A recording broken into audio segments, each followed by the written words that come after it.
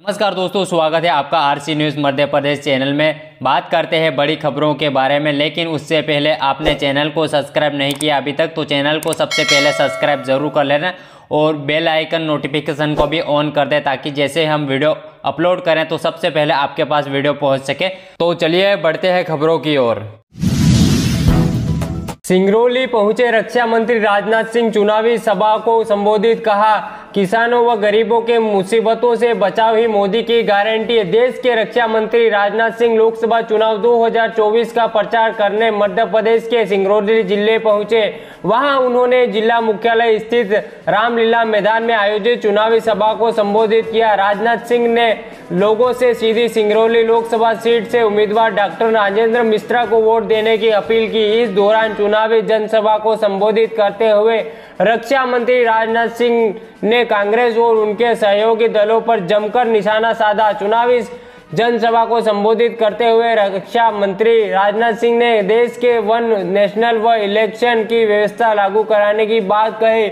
इस दौरान उन्होंने 20 मिनट के भाषण में कहा कि देश के विधानसभा में लोकसभा व अन्य चुनाव के समय पैसों की बर्बादी हो रही है, इससे जनता को भी परेशान होना पड़ता है, जिससे निजात के लिए देश के वन नेशनल व इलेक्शन की व्यवस्था होनी चाहिए। रक्षा मंत्री ने कहा कि पूरे देश व नेशनल वन इलेक्शन चाहता है, एक साथ चुनाव होने से लोकतंत्र मजबूत होगा।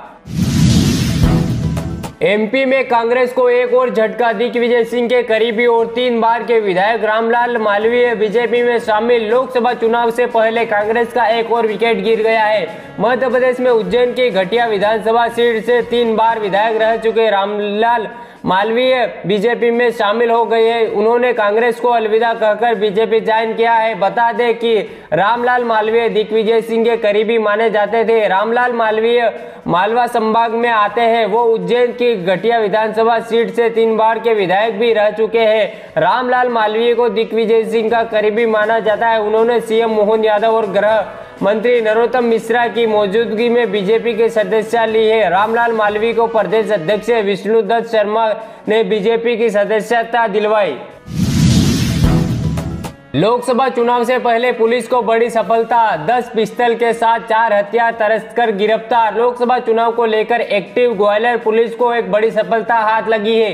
पुलिस ने अवैध हथियारों बेचने वाले 2 तस्करों और 2 खरीदारों को गिरफ्तार किया है। इन सभी के कब्जे से पुलिस ने अलग अलग बोर की 10 पिस्टल जब्त की है, साथ ही जिंदा राउंड भी जब्त किए हैं। तलाशी में पिट्ठू बैग और कमर में खुर्सी हुई पिस्टल मिली है। शुरुआती पूछताछ में सामने आया है कि तस्कर बाहर से पिस्टल लाते थे और ग्वालियर एवं डबरा में महंगी कीमत पर बेचते हैं। ग्वालियर पुलिस इन दिनों बहुत एक्टिव मोड में है, लगातार अपराधियों पर, शराब माफिया, हथियार तस्करों, मादक पदार्थ तस्करों पर नजर रखी हुई। ग्वालियर एसपी धर्मवीर सिंह यादव ने बताया कि क्राइम ब्रांच को सूचना मिली थी कि सिकरोदा चौराहे के पास जय गुरुदेव आश्रम के सामने एक अवैध हथियार सौदा होने जा रहा है।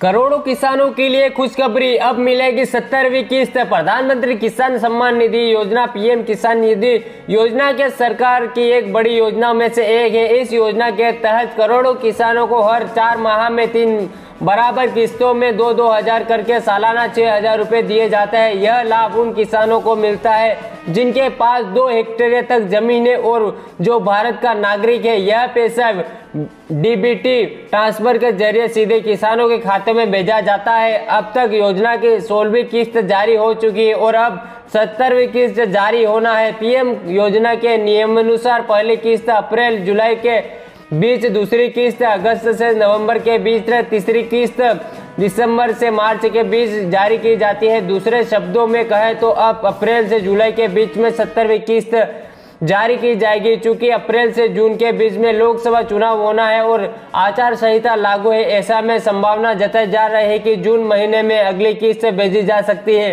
क्योंकि 4 जून को नतीजे आएंगे और फिर नई सरकार का गठन होगा। हालांकि फाइनल तारीख को लेकर अभी आधिकारिक पुष्टि होना बाकी है। ग्वालियर से प्रवीण पाठक तो वहीं मुरैना से निट्टू सक्राराव लड़ेंगे लोकसभा चुनाव। कांग्रेस ने जारी की सूची, आखिरकार लंबे समय के बाद कांग्रेस ने ग्वालियर चंबल की 2 महत्वपूर्ण सीटों पर आने वाले प्रत्याशी की घोषणा कर दी गई है। भारतीय राष्ट्रीय कांग्रेस ने ग्वालियर जिले से बीजेपी के भारत सिंह कुशवाहा के विरोध में प्रवीण पाठक पर भरोसा जताया है। वहीं मुरैना से निट्टू सिकरवार यानी सत्यपाल सिंह सिकरवार को टिकट सौंपा है। इनसे पहले गुना से कांग्रेस ने ज्योतिराज सिंधिया के खिलाफ राव याजेंद्र सिंह के नाम से की घोषणा की थी। गूगल पर कुछ भी सर्च करने के लिए देने पड़ेगा पैसे, कंपनी कर रही है तैयारी।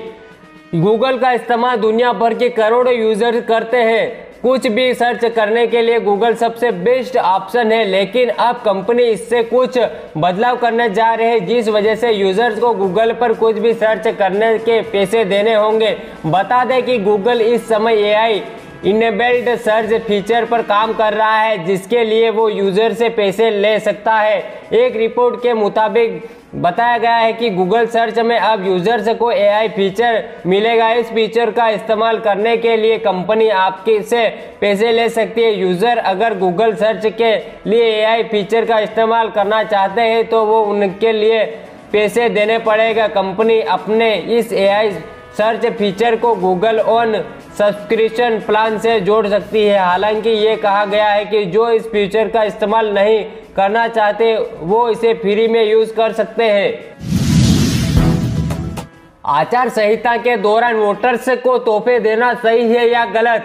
देश में जल्द ही लोकसभा के चुनाव होने वाले हैं। वही चुनावों से पहले अभी पूरे देश में आचार संहिता लागू है। चुनाव के आते ही कई लोगों के मन में इनको लेकर कई तरह से सवाल उठते हैं। इसी कड़ी में आज हम आपके लिए एक और सवाल का उत्तर लेकर आए हैं। दरअसल आज हम इस खबर में आपको बताने वाले हैं कि देश में जब आचार संहिता लगी हो तो आचार संहिता के दौरान कोई राजनीतिक पार्टी अपने वोटर्स को गिफ्ट दे सकते हैं या नहीं।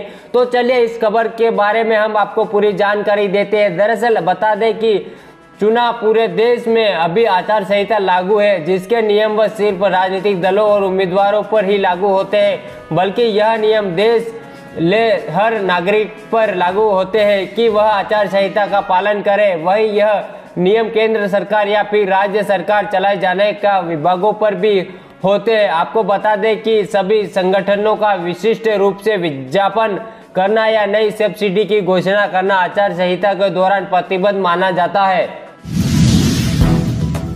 लोकसभा चुनाव के बाद बंद हो जाएगी लाडली बहना योजना, सीएम डॉक्टर मोहन यादव ने दिया जवाब। लोकसभा चुनाव के बाद लाडली बहना योजना के बंद होने की चर्चाओं पर सीएम मोहन यादव का बड़ा बयान सामने आया है। डॉक्टर मोहन यादव ने योजना के बंद होने की बात को नकारते हुए कहा कि 5 अप्रैल को जो हमने लाडली बहनों को राशि देने की बात कही थी उसे लागू की है। सीएम डॉक्टर मोहन यादव ने आगे कहा कि कांग्रेस के नेता कह रहे हैं कि यह योजना आखिर है, तुम कहते रहो, लेकिन बार बार सरकार बनती रहेगी और हम सरकार के कल्याण के लिए इस प्रकार के काम करते रहेंगे। इस एक नहीं दो नहीं लगातार ऐसे काम कई कामों के उदाहरण जनता के सामने है। सीएम मोहन यादव ने यह बातें बीजेपी के स्थापना दिवस के मौके पर कही। इस दौरान उन्होंने सुभाष ठाकरे और पंडित दीनदयाल की प्रतिमा पर भी मालार्पण किया है।